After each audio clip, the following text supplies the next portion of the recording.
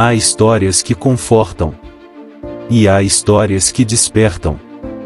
Esta não é uma história comum. Você já se sentiu atacado por todos os lados, sem motivo aparente? Já sentiu que o céu estava em silêncio, justo quando você mais precisava de uma resposta? Talvez o que você está vivendo não seja castigo, mas sim um chamado. Chamado para o desconhecido. Para um teste que só os escolhidos enfrentam. Para uma guerra que acontece muito acima do que seus olhos podem ver. Antes que você tire conclusões sobre sua dor, você precisa ouvir a história de um homem que perdeu tudo, foi ferido por todos, mas permaneceu de pé diante do invisível. Essa história pode mudar a forma como você vê o sofrimento. Talvez, até mesmo, como você vê a Deus. Fique comigo até o fim, porque o que você vai descobrir pode transformar sua dor em propósito. Nem tudo começa na terra. Há decisões que são tomadas em lugares onde nossos pés não alcançam. As Escrituras nos revelam algo raro, um vislumbre do invisível. Um dia em que os filhos de Deus, os seres celestiais, vieram se apresentar diante do Senhor. Uma espécie de reunião divina. Não sabemos com que frequência essas assembleias ocorrem. Nem todos os detalhes foram revelados. Mas sabemos que, naquele dia, alguém inesperado apareceu entre eles, Satanás. Sim, ele estava lá. No meio dos celestiais. Não como filho, mas como acusador. Não como alguém bem-vindo, mas como alguém permitido, por um propósito que ainda não conseguimos compreender por completo. Deus pergunta: de onde vens? E o inimigo responde, com ares de quem tudo vê: de rodear a terra e passear por ela. Mas o que vem a seguir é o que muda tudo. Foi Deus quem mencionou o Jó. Não foi o inimigo que o escolheu, foi Deus. Observaste o meu servo Jó? Homem íntegro, justo, temente a Deus e que se desvia do mal. Imagine isso. Você está aqui, vivendo sua vida com honestidade, sem saber que, naquele exato momento, seu nome ecoou entre as cortes celestiais. Você, sem saber, foi notado pelo próprio Criador. E mais do que isso, foi colocado como exemplo diante dos anjos, e diante do inimigo. O que acontece a seguir não é um castigo. É uma batalha de confiança. Satanás afirma que Jó só é fiel porque é abençoado. Que, se ele perder tudo, vai amaldiçoar o próprio Deus. Então, o inacreditável acontece. Deus permite o teste. Não porque não ama Jó, mas porque confia que sua fé é real. E o campo de batalha é a própria alma de um homem justo. Nem sempre os mais atacados são os mais culpados. Às vezes, são os mais escolhidos. Jó era diferente. Não apenas justo, irrepreensível. Não apenas religioso, mas temente. Ele não vivia para si, ele vivia diante de Deus. Na terra de Uz, entre montanhas poeirentas e rebanhos numerosos, morava um homem cuja reputação não vinha de seus bens, mas de sua postura. Ele fugia do mal como quem foge de uma serpente. Era respeitado por nobres, amado por servos, admirado por estrangeiros. Rico? Sim, muito. Possuía 7.000 ovelhas, 3.000 camelos, 500 juntas de bois e 500 jumentas. Uma verdadeira fortaleza de prosperidade, um império no deserto. Mas o que fazia Jó acordar antes do sol, não era a riqueza. Era a consciência. A alma inquieta de quem ama a Deus em silêncio e reverência. Ele oferecia sacrifícios pelos próprios filhos, não por pecados cometidos, mas por pecados que eles poderiam ter cometido, em segredo, no coração. Esse era Jó, um intercessor. Um homem íntegro num mundo falho. Mas então, sem aviso, sem lógica, o chão começou a desmoronar. Um dia comum, como qualquer outro. O sol ainda brilhava, os rebanhos ainda pastavam. Os servos trabalhavam felizes e cantando. Até que um mensageiro chega, correndo, com os olhos em pânico.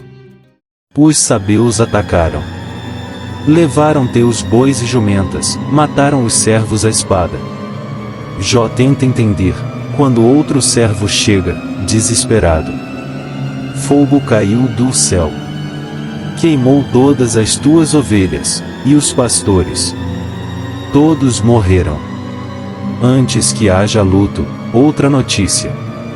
Os caldeus formaram 3 bandos, invadiram teus campos e levaram todos os camelôs. E mataram os guardas. Mas nada. Nada o prepararia para o 4º mensageiro. O mais pálido. O mais ofegante. A voz quase não sai.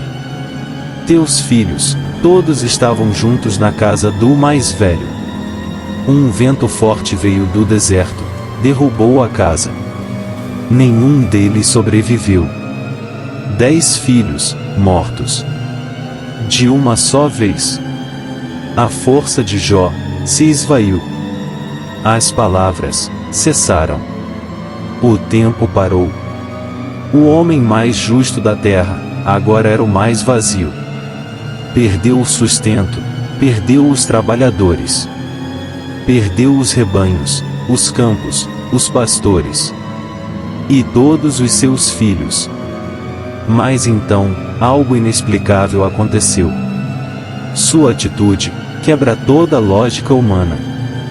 Jó se ajoelha. Rasga suas vestes. Rapa a cabeça em sinal de luto. E faz uma oração. Não por ter entendido, mas por saber que, mesmo sem respostas, Deus ainda é digno. Nu saí do ventre de minha mãe, e nu voltarei para lá. O Senhor o deu, o Senhor o tomou. Bendito seja o nome do Senhor. Ele não amaldiçoou, nem acusou. Ele se rendeu à soberania. Quem faz isso? Quem perde tudo, e ainda escolhe confiar? Talvez, só quem conhece a Deus além das bênçãos. Só quem entende que a fé verdadeira não se sustenta em circunstâncias. E se o sofrimento não for punição, mas aprovação?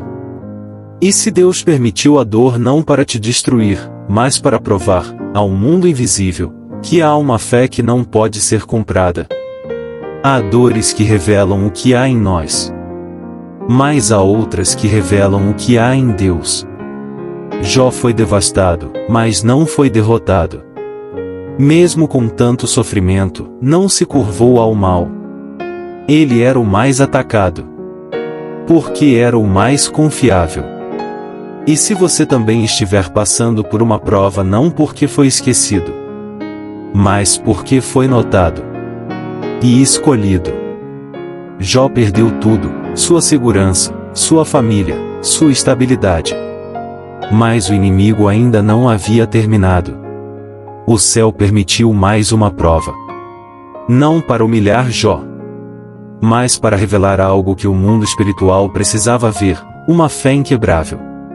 Então Satanás volta à presença de Deus.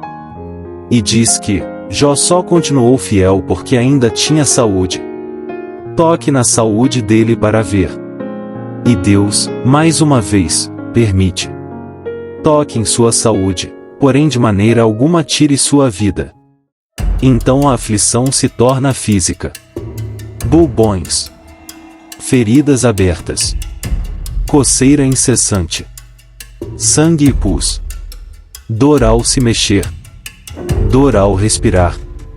O corpo de Jó agora era um campo de batalha. Não havia alívio nem posição confortável.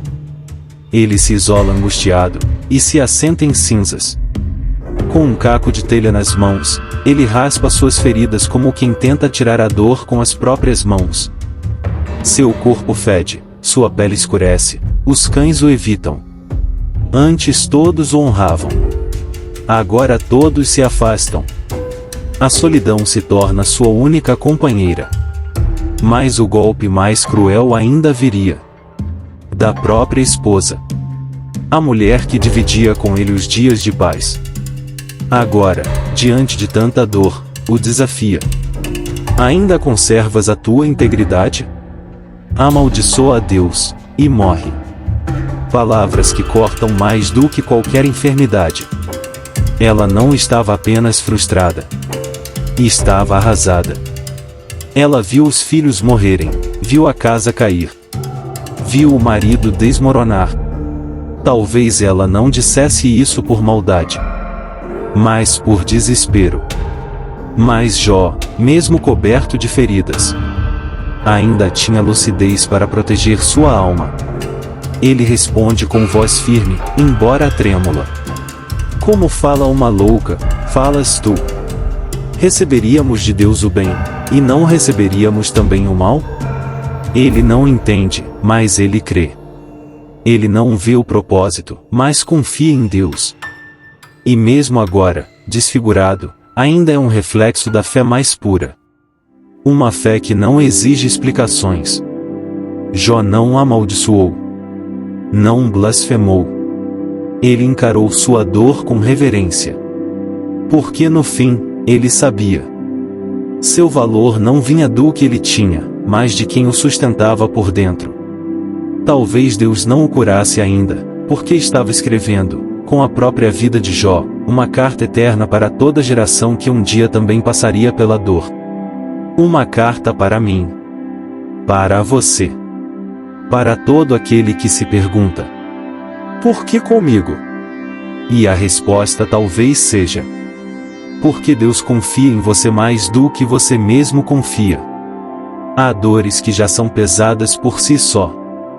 Mas há um tipo de dor que vem depois, quando você começa a ser julgado por sangrar. Jó já não tinha bens, nem filhos, e agora muito doente. Agora, começaria a perder também o apoio.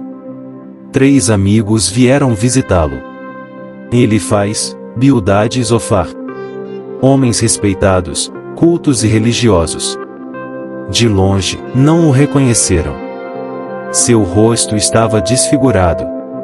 Seu corpo irreconhecível. Quando se aproximaram, choraram. Rasgaram suas vestes. Jogaram pó sobre a cabeça em sinal de luto. E por 7 dias e 7 noites, ficaram em silêncio. Foi o único momento em que ajudaram. Mas, quando começaram a falar, as palavras eram belas, estruturadas, religiosas. Porém feriram ainda mais. Jó, Deus é justo, e se estás sofrendo, é porque algo fizeste. Confessa teu erro. Se arrependa, Deus não castiga o justo.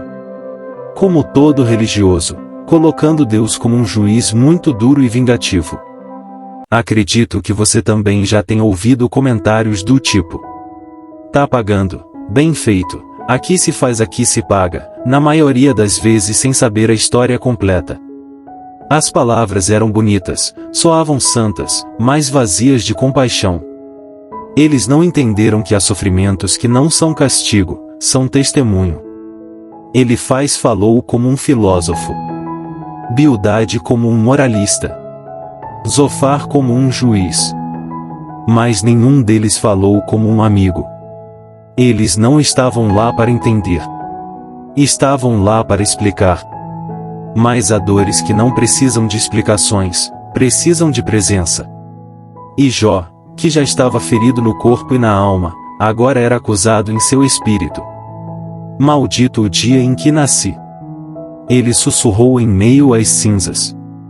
Por que Deus ainda me mantém vivo, se minha alma está morta? Ele não queria pecar, mas também não aguentava mais. Ele lamenta, reclama, questiona. Ainda assim, não blasfema. Ele está confuso, sim. Fraco, ferido por fora e por dentro. Porém a fé ainda está lá, confuso, triste e arrasado.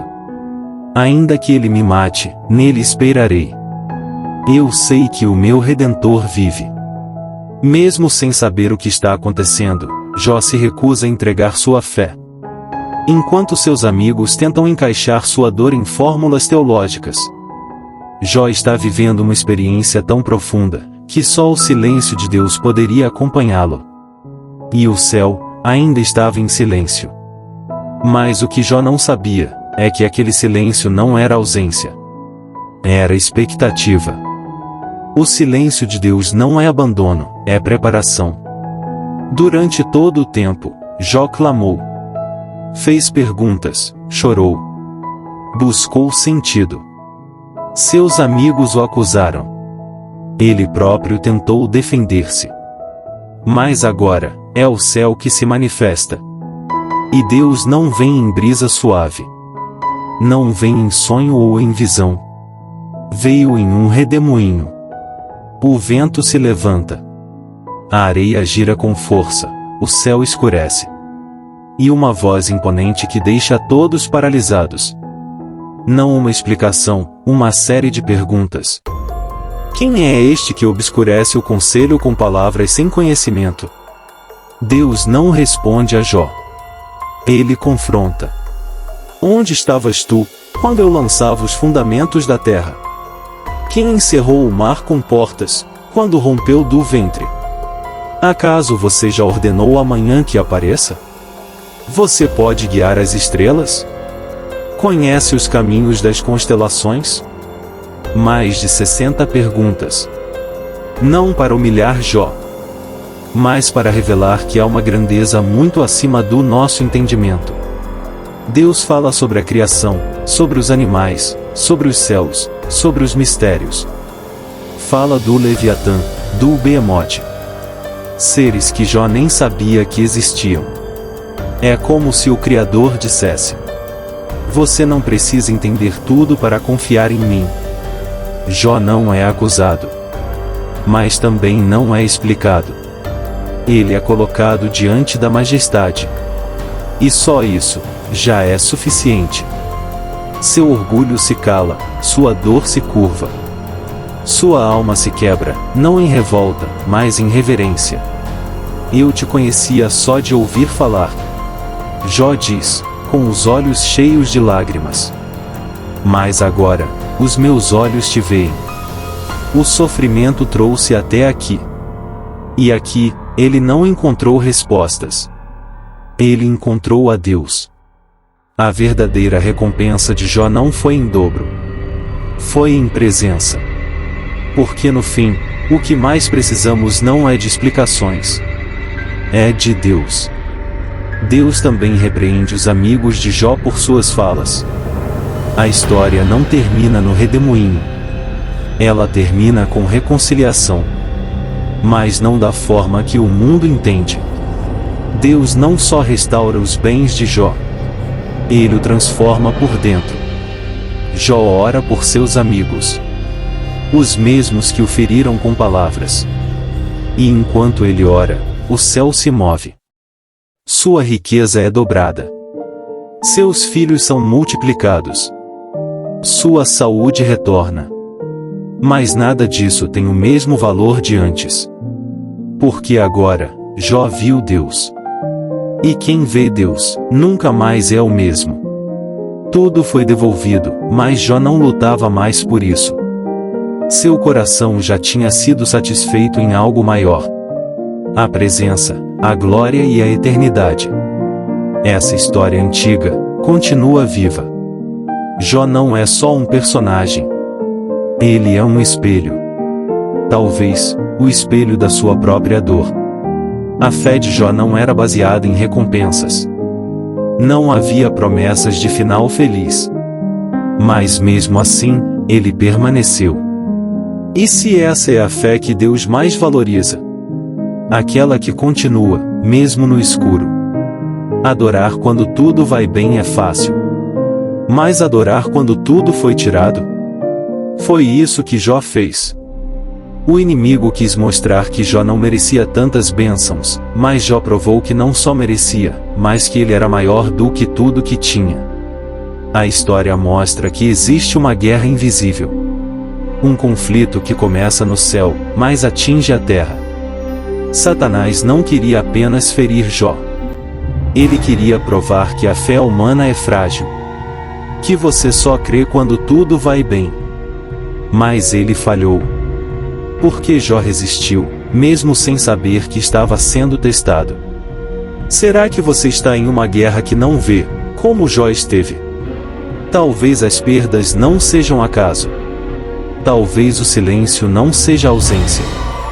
Ou você esteja sendo observado pelos céus. E o que você faz em meio à dor é mais poderoso do que imagina.